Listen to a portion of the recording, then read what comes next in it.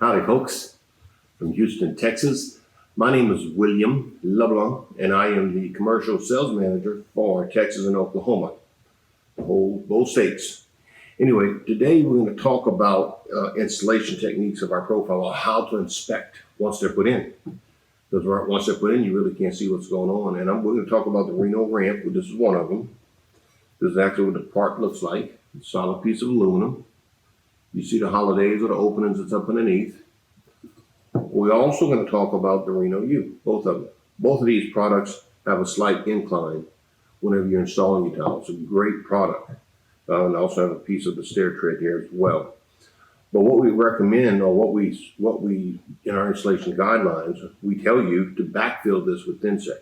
Fill everything in with it, flip it back over, and set it in place. That way it's supported so it doesn't collapse on you whenever something heavy is rolled on it. Keep in mind, these products are aluminum. So we want to make sure that they withstand the time, right? Now, when I'm on my job site and everything's put in, well, how do you know they did that? Well, bring a golf ball with you. Either a golf ball, or you bring a marble, anything you can actually bounce it. And you're going to take and you're going to bounce it off of the profile. That actually tells you, if it sounds solid, it tells you it was filled properly and it will last an extremely long time.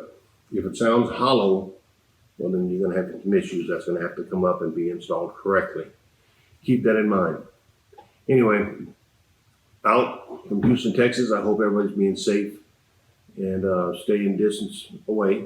And we'll soon get through all this and be back at work sooner than you know it. God bless.